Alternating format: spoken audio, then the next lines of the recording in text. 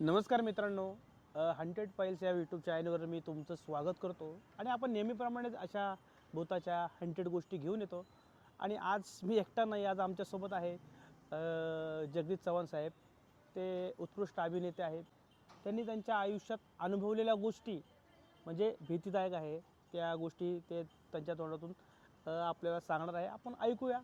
तर नमस्कार जगदीश सर. नमस्कार राजूभाई.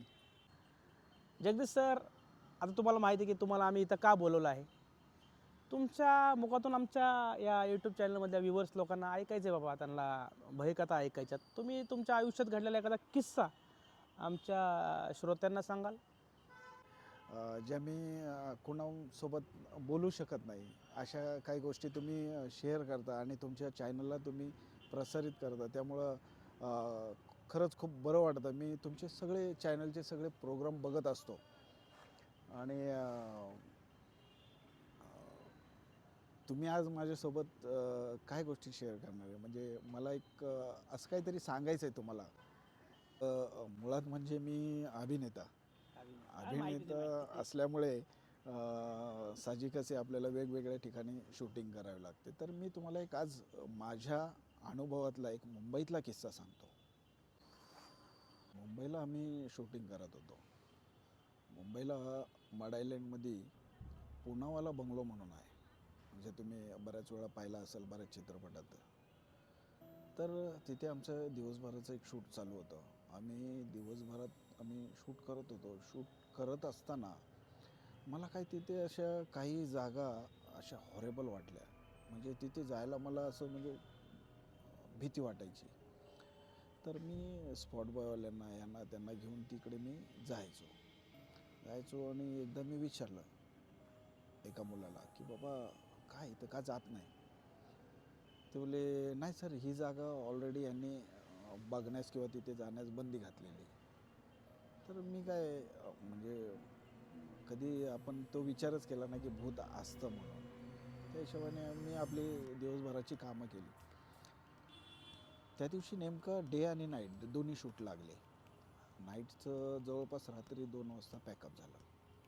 2 वाजता जसं पॅकअप झालं, सगळे आपापल्या परीने सगळे युनिट निघून गेलं आणि मी सगळ्यांच्या शेवटी निघावं त्या हिशोबाने. आता मनात ती उत्सुकता लागते की नेमकं काहीतरी असावं इथे. आणि नेमकं त्या दिवशी तेच घडलं. हे मला दुसऱ्या दिवशी कळलं की त्या दिवशी अमावस्या होती. विषय असा झाला राजूबाई, तिथे आम्ही पॅकअप झाल्यानंतर लिटरली मी आणि माझा मित्र आम्ही दोघं त्या स्टुडिओच्या बाहेर पडलो. मग पुढं काय झालं? आम्ही चालत होतो. चालता चालता तिथे असा एक टर्निंग पॉईंट आहे. त्या टर्निंग पॉईंटवर सीफेस लागतो, म्हणजे पूर्ण समुद्र आहे आणि तिथे एक असा कट्टा बनवलेला आहे बरोबर, राऊंड शेपमध्ये.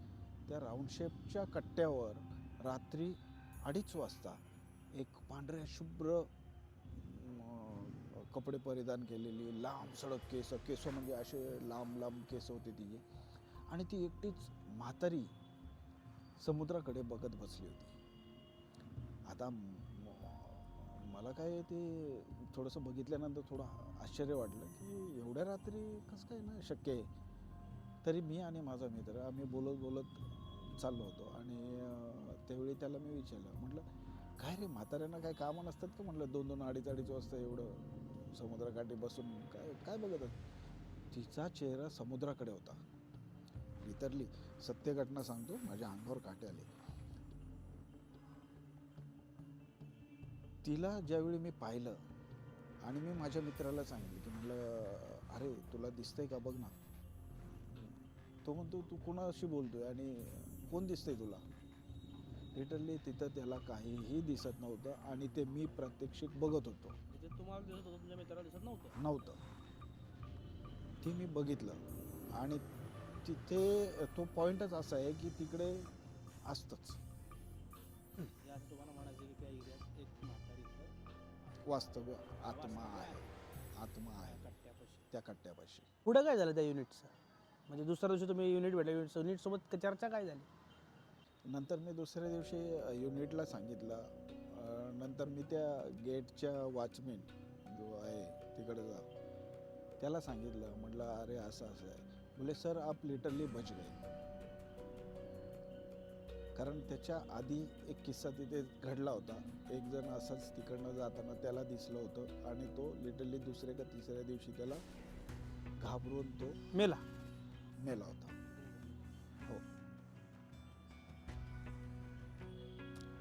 असा एक किस्सा झाला त्या दिवशी.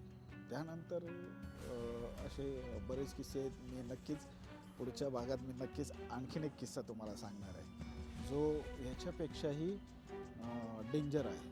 ऐकलं मंडळी, तर अशी ही भयकथा होती. तुम्हाला ही कथा कशी वाटली आम्हाला खाली कमेंट करून नक्कीच सांगा. आणि जगदीश सर, तुमचे मी आभार व्यक्त करतो की तुम्ही वेळात वेळ काढून या ठिकाणी आला. नेक्स्ट टाईम तुम्हाला नक्कीच परत आम्ही बोलवणार आहोत. तोपर्यंत बाय बाय, धन्यवाद. आणि तुम्ही हा चॅनल लाईक करा, शेअर करा आणि कमेंट करा.